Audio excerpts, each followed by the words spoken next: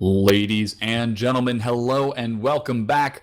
My name is Caster Seda. I'm joined once again by Utsicle, and we are getting into game number 2 of the grand finals for the Electronics Spring 2014 League of Legends tournament. This is again game number 2 between CSU Super Team and the Fappybirds.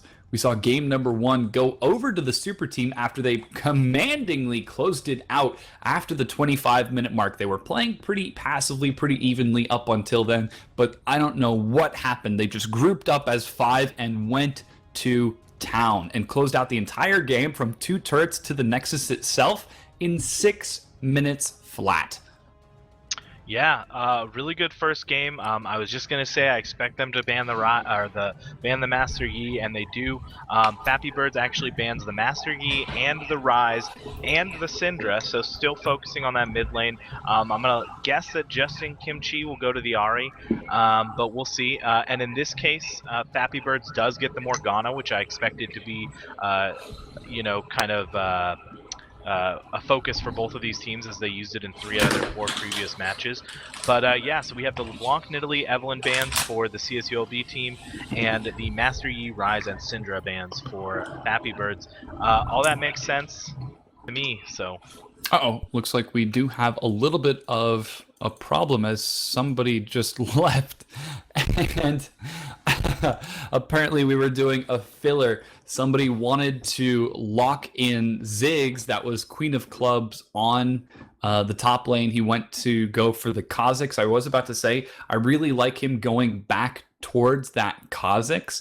He did well in the first game. It wasn't his specific fault that he ended up losing the match on Kha'Zix. He roamed well. He had ganks on Nestle. He had ganks on Kimchi. He denied the farm for Derpent in the jungle. It was just the fact that we saw such incredible team fights coming out from the super team. So I'd like to see him go back onto that Kha'Zix once again. Now we're back in the champion select. We're going to go ahead and run through these picks and bans super quick.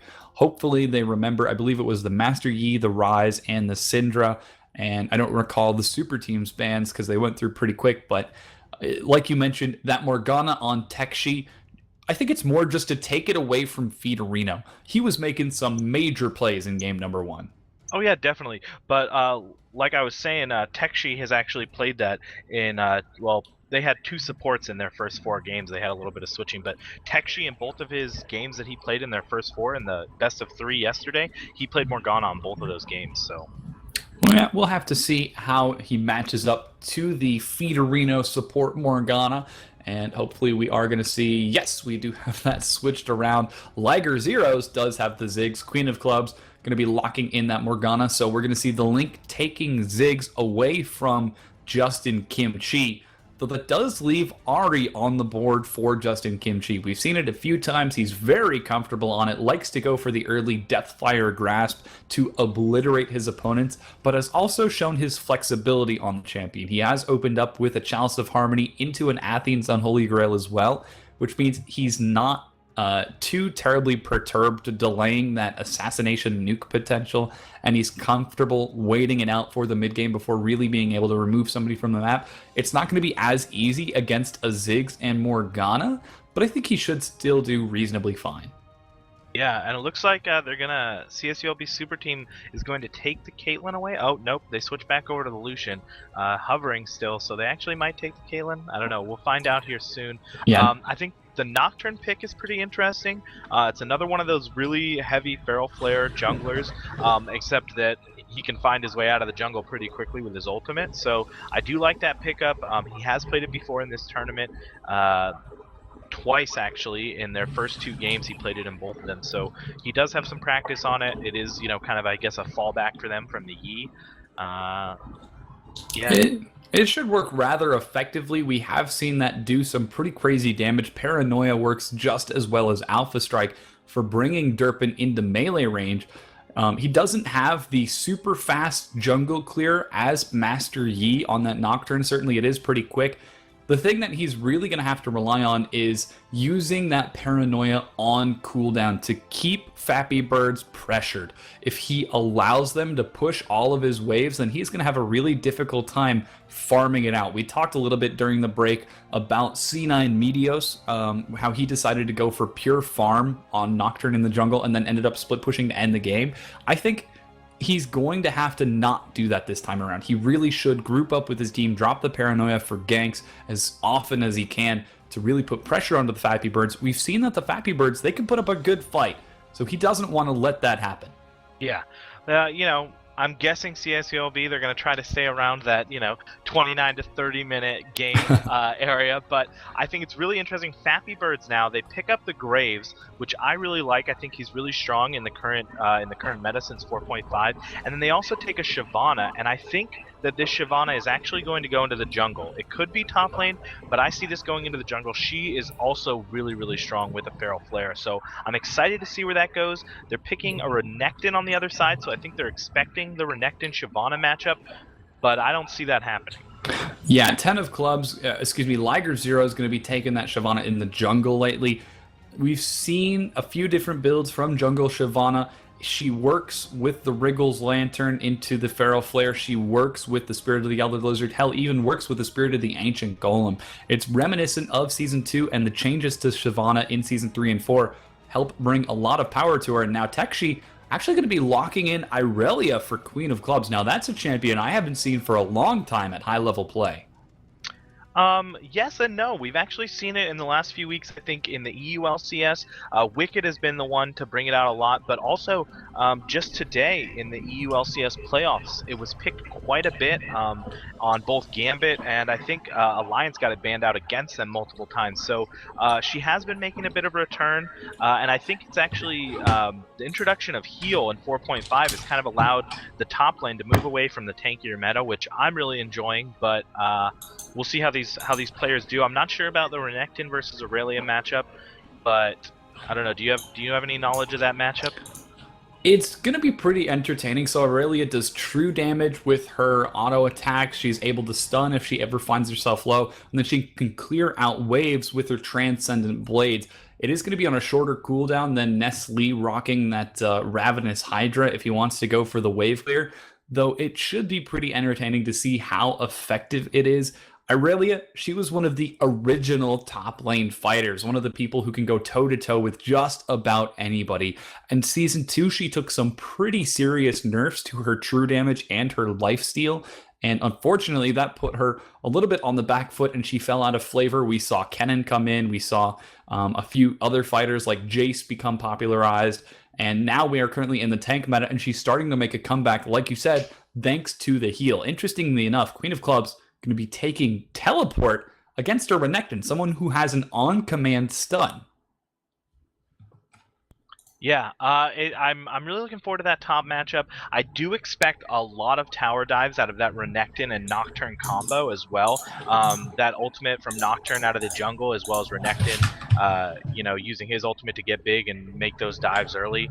I could see that being a bit of a pain for Queen of Clubs in the top lane, but we'll see. They might not do it. They might, send focus into other lanes if Renekton's doing better. The Ziggs Ahri matchup is interesting. Ziggs is really going to push that lane.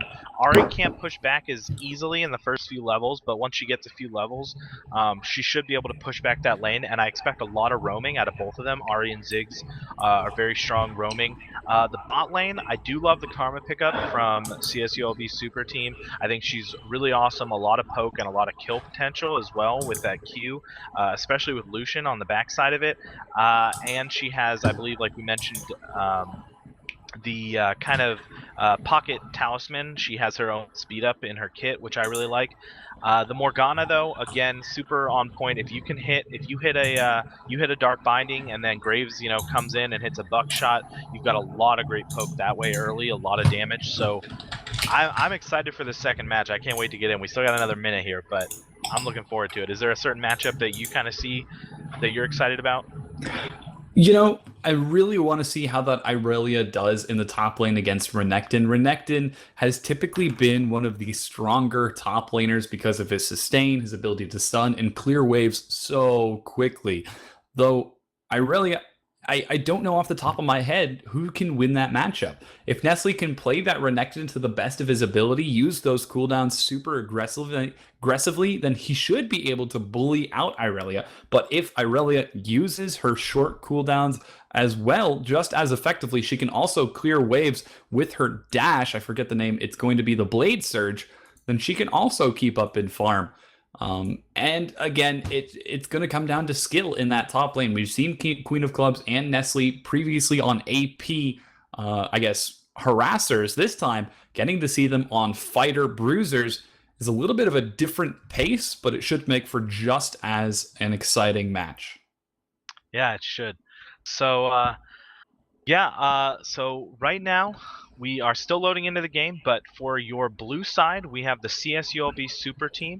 Up in the top lane, we have Nestle on Renekton. In the jungle, we have Derpent on Nocturne.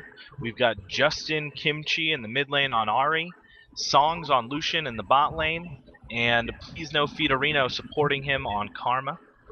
And coming out for the Fappybirds in this game number 2, we're going to see Queen of Clubs taking Irelia in the top lane, the Jungle Dragon, Ice Drake Shyvana, Liger Zeros. In the mid lane, the Link on Zig, stealing that away from Justin Kimchi. And in the bottom lane, Blade Mistress Morgana and Pool Party Graves rocking it old school. 10 of Clubs and Tekshi going to be trying their best to win this game number 2. Again, game number 1 went in favor of CSU's super team. This is a best of 5 series, so losing this match won't be the end of everything for the Fappybirds. Question is, will they be able to bring it back? Do they have the patience and skill to take it to a game 4 and possibly even a game 5 and end up winning the series? Yeah, I mean, nobody wants to, if you win game 1, great. It can be, but game 2 is kind of the real stressful one. Like you said, if they're not out of it if they lose it, but Fappybirds does not want to go down 0-2 in this series. Then they got to win 3 in a row, and that's never something easy to do, no matter who you're up against. So, but especially the way this CSULB super team has been playing. So, yeah, looking at the starting items, we have Spell Thief's Blade on both of these supports. Like I said, both of them very pokey. Early game, and Lucian and Graves have a high poke potential as well. So I'm looking a lot of action in that bottom lane and that top lane, like we said with the Aurelia Renekton. So I feel like we're going to be all over the place in this game again, like the first game. Yeah, it should be pretty fun. We're already seeing a very quick 5-man group coming out from the Fappybirds. Looks like they want to try to secure an early advantage over that super team in the bottom lane. That's only going to be Songs. Taking a look at his vision, he hasn't spotted anyone out just yet. Dark Binding is going to be spotted. He makes his way out of there with his life, but now the 5-man group from Fappybirds, they're going to be spotted out. They know that there's a little bit of an invade, and instantly we see Derpent and Renekton make a beeline for that bottom lane. That's that super team communication that I was talking about in game number 1. But already we have the counter rotation from Fappybirds. They're now moving into the river, dropping a pink ward, and now looking to secure jungle buffs. So just a little bit of early posturing from the Fappybirds, demonstrating that they want aggression.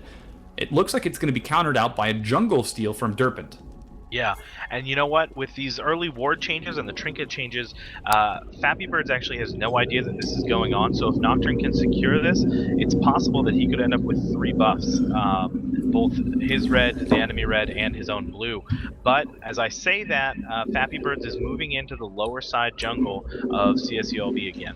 Yeah, Queen of Clubs has got the teleport, so we will be able to make it in. And man, this is so smart from Songs. He was actually waiting in the bush by the golems. Oh no, Fiorino, don't you do it. Don't you dare. He's going to be spotted out by Queen of Clubs. The Dark Binding finds Fiorino. Do they have the damage to bring him down? One heal keeps him back up. Exhaust instantly dropped on Queen of Clubs. Denies the further engage. Fiorino escapes with his life. A little bit of a favorable trade now coming out for Songs, but a quick early advantage for the Fappybirds as they bully Fiorino down, and an insta-pause coming out from 10 of Clubs.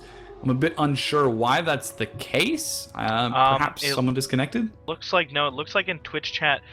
So there are some of the players in the chat, which they probably shouldn't be there, but that pink ward, because it, I think, is what they were concerned about. I'm not sure. They said, pause your stream. They said it will reveal there's an issue.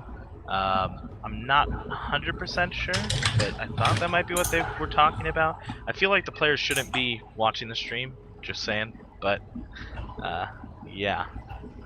Oh, the players actually have a stream, I think. Oh, is that what it And is? yeah, they're revealing information on their own stream. Gotcha. Okay. So it was, I'm not streaming right now. Why do you casters? I have no idea what's going on with these guys, but we are taking a little bit of a delay while we get everybody solved, all these problems fixed between the players and whatnot. Now, I really want to take a second to talk about Nocturne in the jungle. Derpent, we saw him on that Master Yi where he did absolute work on the enemy team with the Feral Flare Blade of the Ruined King. This time, he's going to be a little bit slower on Nocturne, but I think that the lane he ends up focusing the most on is going to be the lane that is the most concerning for the super team. I feel that whichever lane he decides to spend the most of his time in will show Super Team's hand. They're saying, oh, if Nocturne spends his time top, they're going to be worried about the Aurelia. If he spends his time mid, they're going to be worried about the Ziggs. It should be pretty fun to see what he decides to do. Yeah, definitely. Sorry, I'm kind of looking over to. I wasn't sure what was going on. So it's just a little bit of lag from 10 of Okay. clubs. Okay. So he says in the chat. Again, this is at a 3.5 minute delay. And we have the super team saying, whoops, sorry for DDoS, setting up for that drop hack, trying to make some crazy things happen. I don't know. Maybe they ended up getting the Skype of the enemy team members or something. I have no idea. Did you hear about that?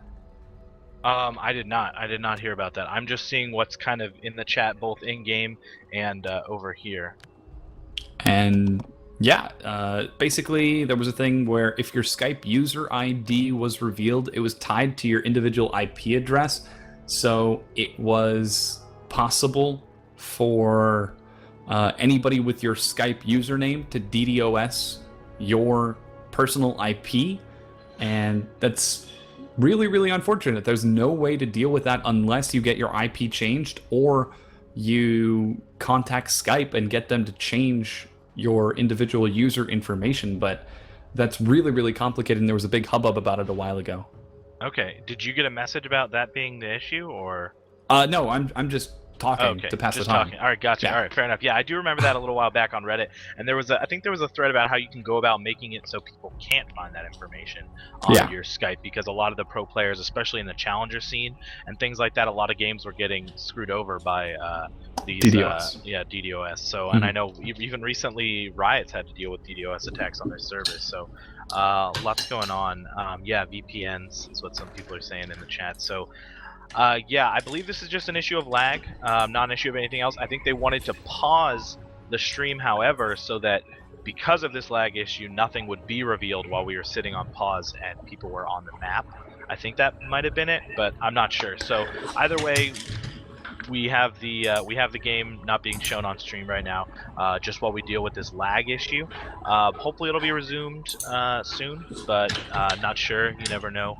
Especially if he is being DDoSed or anything like that. Hopefully that's not the case. So Yeah, we don't want to give away too many details for either the Fappybirds or Super Team. Again, they played excellently in game number 1, and I am really excited to see their play in this game number 2. I don't want anything silly like DDoS or drop hacks to end up bullying one of these teams out of the tournament. And we are now resuming into the match, which means that we can bring it back up on the stream. Liger Zero's starting off at the blue buff, moving now to the Wolf Camp. He's going to be a little bit slower than Nocturne, but I think Nocturne already got the successful steal. I don't know how to show all vision, however, so without vision of that buff, I'm not certain. he does have it, because I'm looking at him right now and he has a red buff circling him. So That makes significantly more sense. I don't know why I'm trying to get vision across the map. yeah. So And yeah, with that successful steal, he made a beeline to his own red buff to secure that, just in case there was a counter invade from Shyvana. And that's going to put him 3 buffs to the 1 of the Fappybirds. And now the Fappybirds, they're doing okay. We see a quick 100, now 200 gold lead already opening up for the super team. That's just going to be on Nocturne getting the extra gold from those extra buffs. yeah, and also in the top lane too, if you look at Renekton, he's up 15-17 now to 3 CS, so he's really bullying this Aurelia early. And that's exactly what we were talking about. It's going to be fighter versus fighter, skill versus skill. And just from the preliminary 3 or 4 waves, looks like Nestle he's putting out a pretty dominant case for being the more skillful of the two. Like you said, 17-6, abusing that Doran's Raid and Blade and the short cooldowns for a quick advantage over Queen of Clubs. Now remember, Queen of Clubs had to use teleport to get into that top lane because of the failed gank in bottom. So with that on cooldown, Renekton's going to be completely safe, shoving her to the turret, and knowing that Shyvana was also denied in her own jungle. So he has got no problem shoving onto Queen of Clubs. A little bit of trading going on. The Queen of Blades actually turning around, but is not going to get that. I said Queen of Blades. That's a StarCraft reference. It's Queen of Clubs. Yeah, well, we do have Queen of Blades Morgana in the bottom lane. So, this bottom lane aggression is kind of what we expected. Lots of poke between both of these guys. Nobody dying quite yet, but getting close. And actually, it looks like Graves has had to use his potion already. So, a lot of aggression down there. Yeah, Songs, he's still sitting at full health, staggering out the wave, so they're not going to make it all the way back to the enemy turret, allowing them to farmly regenerate that health with the Doran's Blade. Fiorino, despite taking a lot of early damage, is bullying Tekshi away. And actually, we could see Songs looking for the kill. One heal is dropped out. That's going to be double heal from the bottom lane. Let's see if they get the second one. Songs is not going to fly. 10 of Clubs gets yet another heal to keep Tekshi alive, but 10 of Clubs, he's now turning this around onto Songs. Flash is available on Songs. He makes it into the bush, and I don't know if he's going to be able to get out of this. The flash goes down. It's immediately followed up by Songs. An immediate reaction to get him out of danger. He's going to walk away with his life, but with the recall, that is going to mean 10 of Clubs and Tekshi get the opportunity to farm, catch up just a little bit. But here comes Derpent, looking around from the side. Songs trying to bait it out. They're smart enough to know that Derpent has to be there. I don't see if they actually have a ward in that bush. They don't, but what a such confident play from the Fappybirds. Yeah, definitely. And I think in that kind of situation, when you have somebody that low health and they're pushed back up against you, whether the jungle is there or not, it's kind of the good way to back out, because there's that poke from the Karma and from the Lucian, so you never know. They have already wasted both of their heals, or not wasted, they used both of their heals in the bottom lanes for CSULB, so, or for the Fappybirds, excuse me. So yeah, just jumping back up to this top lane, looking at the CS right now, Aurelia's keeping it close. Oh, she manages to stun Renekton under turret. He takes 3 hits, goes low. Dark Binding finds Fiorino. He's got his heal. First blood picked up. A double kill on Songs with the quick dive. In the meanwhile, Queen of Clubs secures a kill on the top lane on Renekton. Liger Zeros, without any teammates, is forced to back away. Songs sees the gank coming, says, you know what? If I don't do this, I'm going to die, so I'm going to make the best of a bad situation. Scores a double kill. Yeah.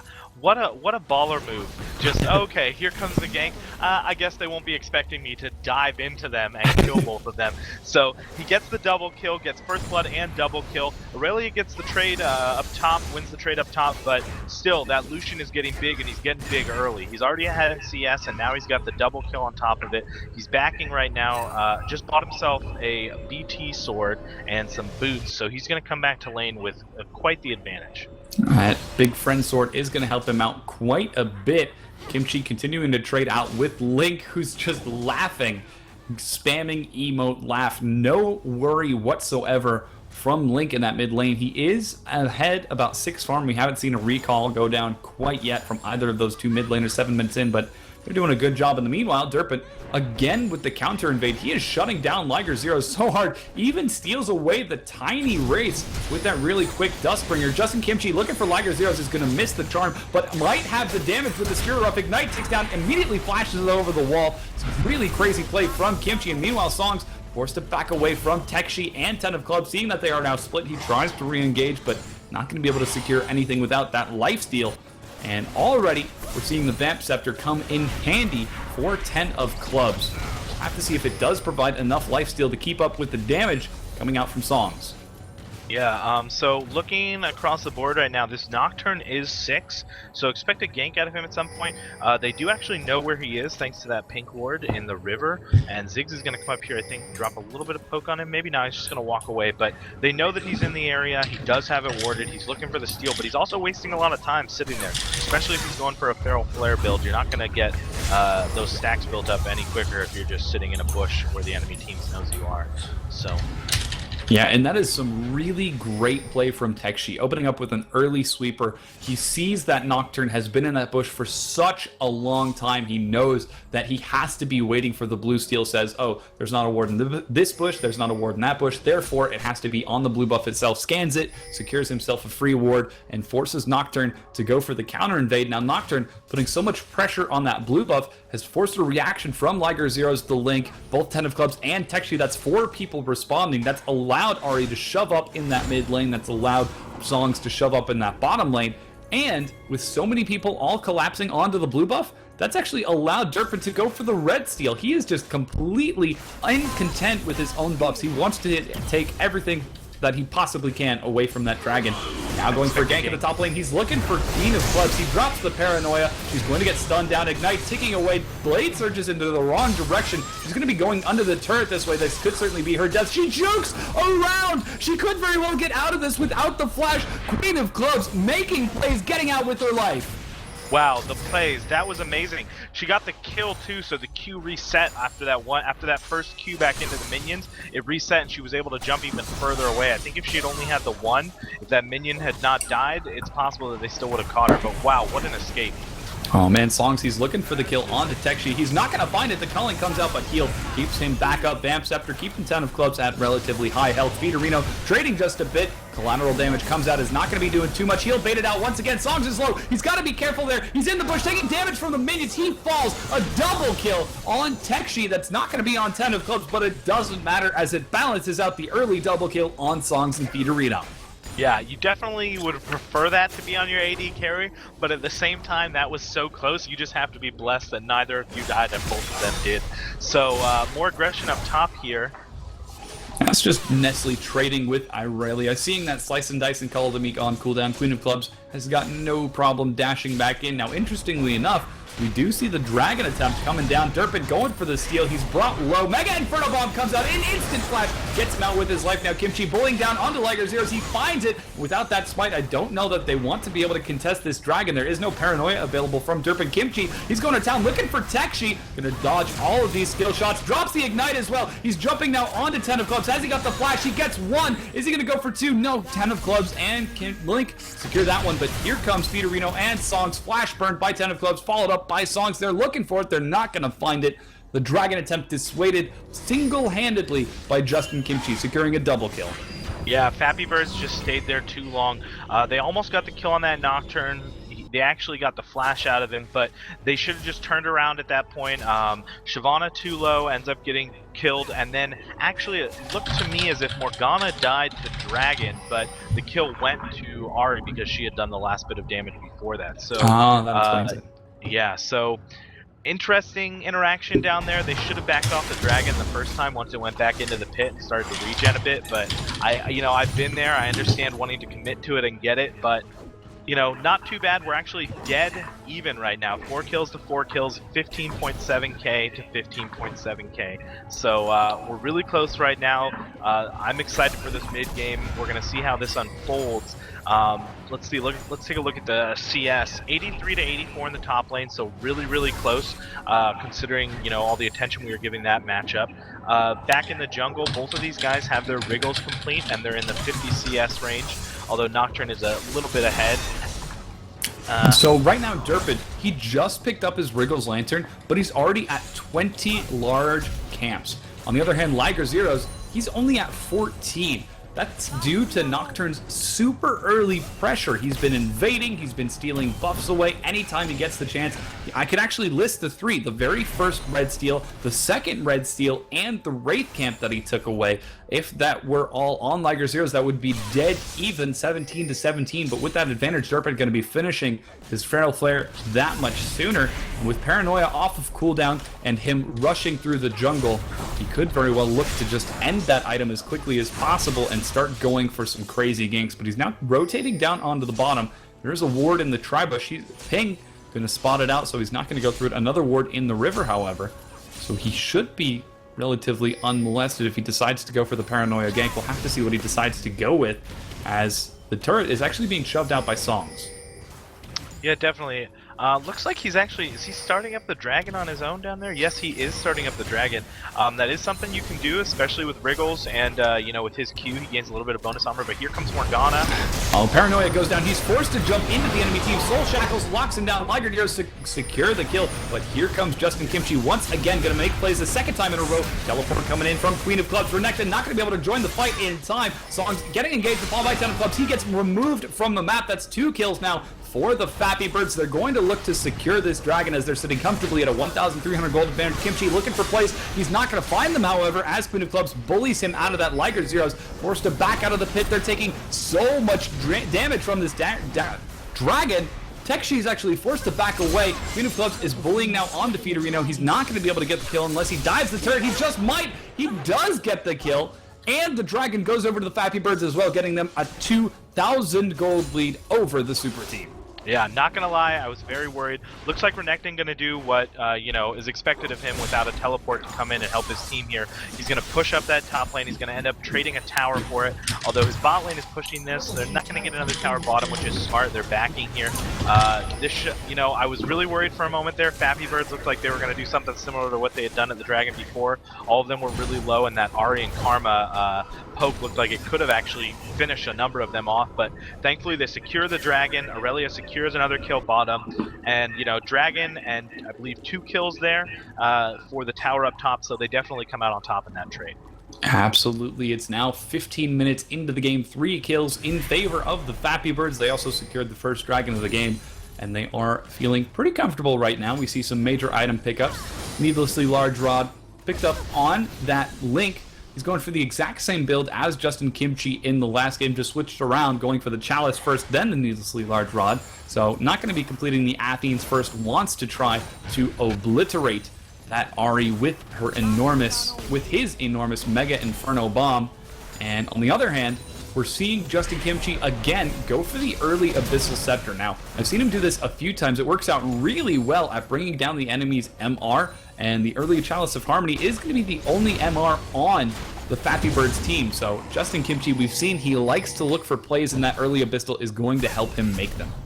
Yeah, I really like the early Abyssal too, because Ahri is one of those champions that, you know, with her ultimate, you see yourself jumping a lot into the enemy team, and so it'll get that. Oh, a bit of a gank in the top lane. Liger Zero's using the Dragon's Den. He's jumping into a counter gank from Durpin. He goes down. Feral Flare now secured on Durpin, but Queen of Clubs could secure a revenge kill. Flash! Dodge allows him to get into the other bush. The Cull of the Meek now tossed out. Nestle secures it with the Dominus. Durpin going for the counter gank and juking out Queen of Clubs. These are just such high skill plays we're seeing from these teams.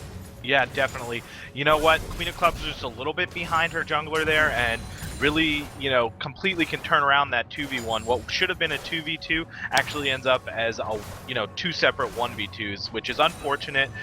You know, the flash there too, having it up, Aurelia isn't able to secure that revenge kill, and now you just gave 2 kills over to Renekton, so. He already has the Warden's Mail and a Brutalizer, so looking to go straight into that Bruiser role, not going to be rushing the Ravenous Hydra. He actually added a cloth armor, and with what appears to be, oh, what's that button? 1,500 gold in the bank. I'm a bit curious to see what he decides to go for with this recall. Actually just gets the Ninja Tabby for additional armor, as he recognizes the only source of magic damage coming out from the Fappybirds is going to be the AoE from Morgana and Ziggs. He's really worried about that Irelia, Shyvana, and Graves. And I think that putting so much focus on trying to soak their damage first is really going to help him out once we start to see the grouping from the Super Team. Yeah. You know, definitely, like you said, Ahri did go for this Abyssal Scepter, and like I was mentioning before, Ahri's one of those champions that with her ultimate ends up jumping a lot into the enemy team, and since that aura on there for reducing magic resist, it is an aura, so it affects more than one champion at a time, so you can actually reduce the magic resistance of the entire enemy team if they're all, you know, around where you are, which can be super effective to help out the Karma poke as well, so.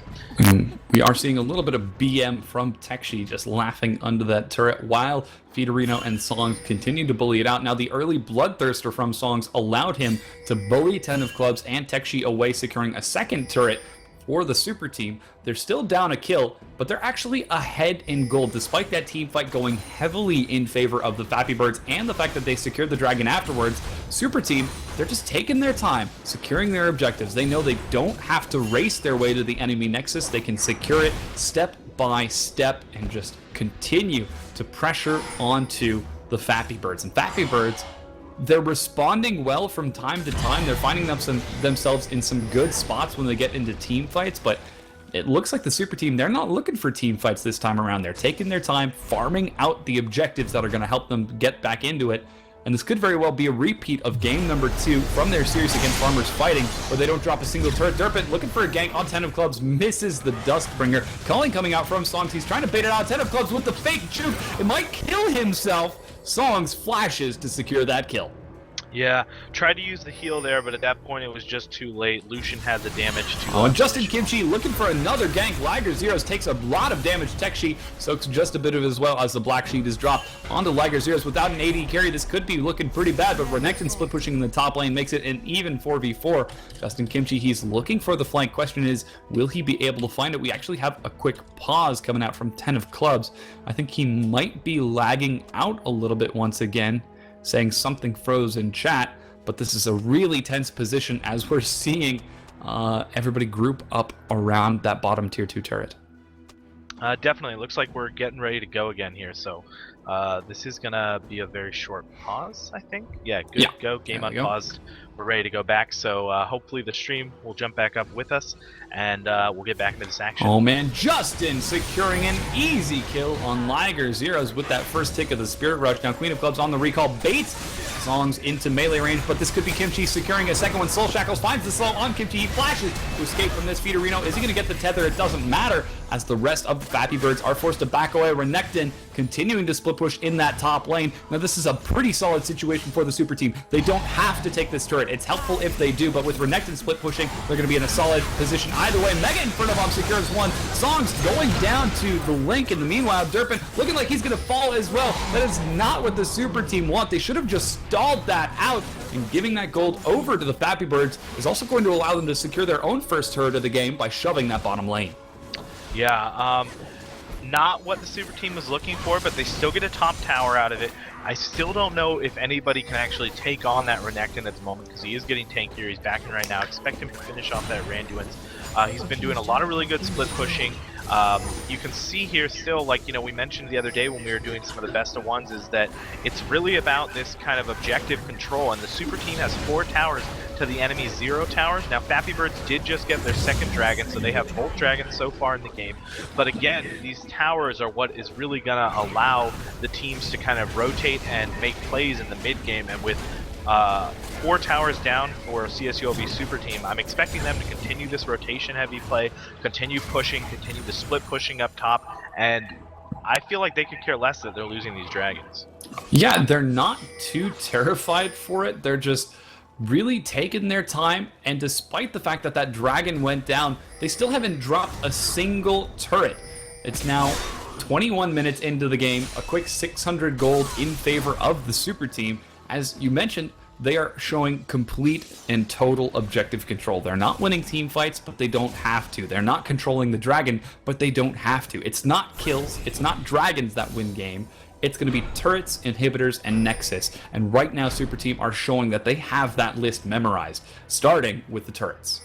Yeah, something interesting here. I'm looking at items. You know, CS, we're still relatively close across the board. Lucian has taken about a 20 CS lead, and Ziggs has taken about, you know, a 10 CS lead, but the other lanes are relatively close. But one of the interesting things I see here is Aurelia, those Berserker groups, she took the Alacrity enchantment on them, which just gives her that flat 20 movement speed bonus. I would have expected her maybe to go with the new buff that changes so when you teleport or when you flash, you get a speed boost, or your teleport comes up quicker, or even to have gone for the... Oh man, Link looking like he might get caught out. Paranoia is dropped. He gets the Sapphire charge, but a 3-man dive secures an easy kill. Nestle soaking a few turret hits with the Randuins, and with the wave clear of Ziggs gone, this could be the super team looking to take another turret unless Queen of Clubs has anything to say about it. He jumps on the Kimchi, who gets obliterated. Derpin going low, going to be forced to flash out of this, but he's not going to escape with his life. Double flash dives him under the turret. Dominus keeping Nestle alive. Soul Shackles gets the slow stun, is not going to proc as he made it out of the range. He secures one revenge kill, but here comes Songs, and please go Fiorino, a quick dark binding, lock them down long enough to secure a revenge kill. This is not looking too great for the super team, and Queen of Clubs is looking for the dive, managing to find the stun, tanks a turret hit. Let's see if he's going to be able to get this with 10 of Clubs. He gets an auto attack, does not have the damage as Fiorino escapes with his life. Now that was 4 kills for 2 in favor of the Fappybirds, and they might just secure their first turret of the game as we have 10 of Clubs looking to take that mid tier 1 turret. Yeah.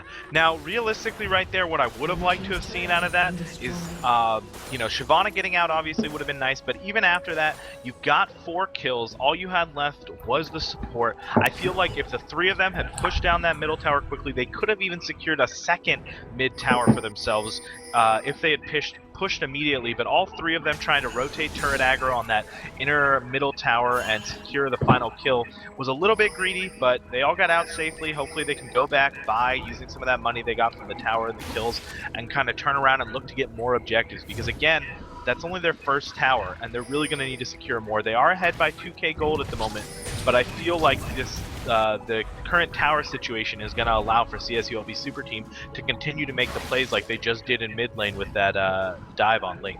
Absolutely, they are now 3 turrets ahead, and despite being 1,700 gold behind, this is not a deficit that we haven't seen from them before. They often make plays from positions like this where they're behind a little bit, they've lost a bit of map control, they just get powerful rotations and powerful ganks onto the enemy team. It's the communication from Super Team that is allowing them to excel. They really just kind of hive mind, move as one. Like Link right there, he was barely too far forward at the tier 1 turret and died by the time he had made it back to the tier 2 turret with a satchel charge. That's how strong Super Team is right now. And oh man, Fiorino is looking for Tech Sheet. They might be able to get him. A lot of damage coming out from Songs. I don't think they might lock him down, just trading a few more auto attacks, but pressuring all of the lanes means that we could see another dive coming out. As Derpent, he's completed the Blade of the Ruined King on Nocturne, he's got the Feral Flare for additional damage, and now with Songs getting onto that tier 2, could go very, very scary. Paranoia being dropped.